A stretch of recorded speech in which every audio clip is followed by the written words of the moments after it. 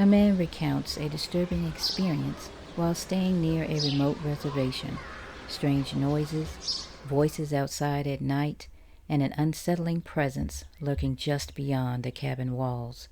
What starts as mild paranoia spirals into something far more sinister when something that sounds like him tries to get inside. I rented a cabin off-grid to get away from the daily grind of the rat race. The cabin is just off the edge of Navajo land. No neighbors for miles, just endless pines that swallow the sky. No one warned me about the woods, the skinwalkers.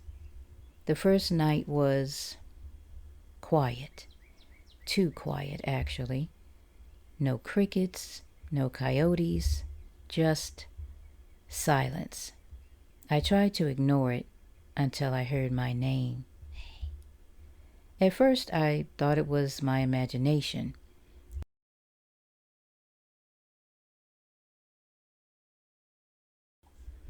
A soft "hey" drifted through the trees, but it wasn't the voice I expected to hear. It was mine. I brushed it off as stress, maybe an echo, maybe the wind, but deep down, something felt wrong. That night, I couldn't fall asleep. I left the bedside lamp on, the kind of dim yellow light that barely touches the corners of the room. Shadows clung to everything. The air felt too still, like the house was holding its breath. I lay there for hours, listening. The fridge would hum, then stop. The old wooden beams and the walls would groan and shift like the house was resettling its bones. And then there was something else, not part of the house. A click in the hallway, like a door latch being tested. I sat up. Then came the pop of the floorboard just outside my room, the same one that always creaked when someone stepped on it. But I was the only one there. At least I thought I was. I got out of the bed, heart pounding. I checked every door, locked, every window shut tight. I tried to laugh at myself. Just a house, I muttered. Then came the tapping. It was soft at first. I thought maybe a branch, but it had a rhythm, intent. I froze in the hallway, straining to hear. It came again, a slow, deliberate tap, tap, tap against the living room window.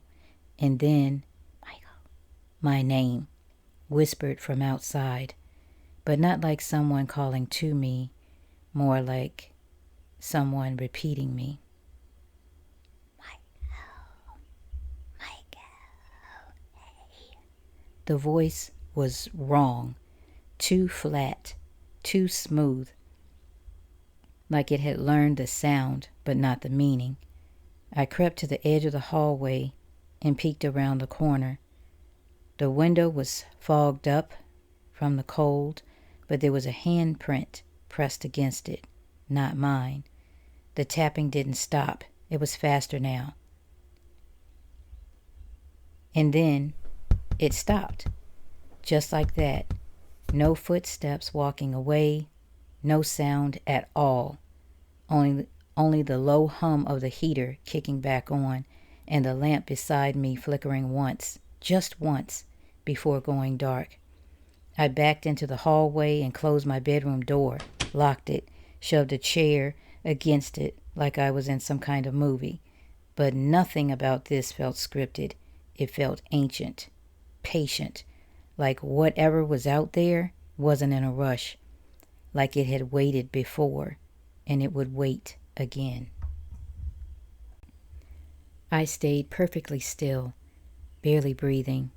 There shouldn't have been anyone out there, and yet I heard my own voice whispering from outside, "Let me in." I wanted to scream, but the fear was like concrete in my throat. I stared at the window, too afraid to move. Then that's when I saw it. A shape, tall, wrong, hunched just enough to look human, but off. It wore the shape of something that once lived, but only barely. Its limbs are too long, bent the wrong way, like it doesn't fully understand how bones should work. The skin hangs off it, patchy and torn, like leather stretched over a broken frame. You can see muscle twitch beneath it, not like something alive, more like something trying to remember how to be alive. Its eyes are the worst part, too wide, too still, no whites, just black, like staring into something ancient and wrong. And when it opens its mouth, it's not to speak, it's to copy. It mimics your voice perfectly, but without emotion, like a recording playing through an animal's throat. It pressed its face against the glass, and I saw me staring back, the skinwalker. It mimics my face under the shadow. It always gets something slightly wrong.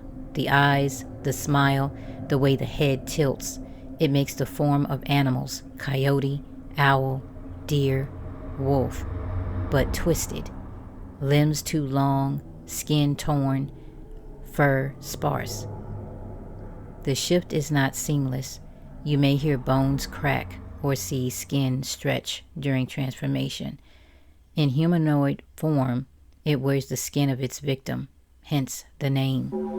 Skinwalkers don't walk like we do. They slither between shadows, flicker at the edge of light. Sometimes they're seen standing still for hours, then appear closer the second you look away.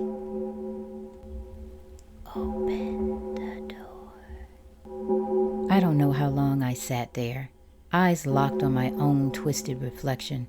Skinwalkers can curse their victims, causing misfortune, illness, or even death if they lock eyes. The thing outside kept repeating my name over and over and over again until I didn't sound human anymore. Then it started laughing. It left scratch marks along the frame before disappearing into the trees, but I didn't sleep after that. I couldn't. The next night, it came back.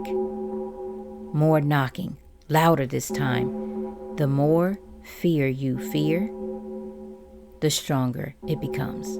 It wants you to know it's there, tapping, whispering, leaving footprints, because terror feeds it. I woke up to my bedroom door wide open. The house was freezing, and from somewhere down the hall, I heard my own voice whisper, "I'm inside." I locked myself in the bathroom, clutching my phone with shaking hands. No signal, of course. I could hear it moving through the house, dragging something heavy across the floor, mimicking my voice, but distorted, like a broken record. I thought I was going to die, but then, silence. Hours of it. When the sun finally came up, I found the front door wide open, footprints in the dirt leading into the woods, and something worse. Scratched into the wall, it said, "You invited me." I left that morning and never looked back.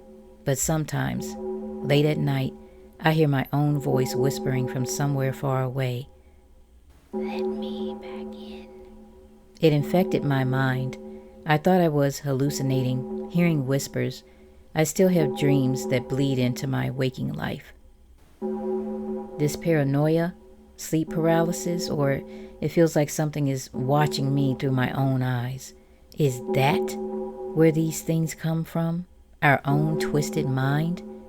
Even after it leaves, some say it never really goes, that once it calls your name, it always knows where you are. If you hear someone calling you after dark, don't answer.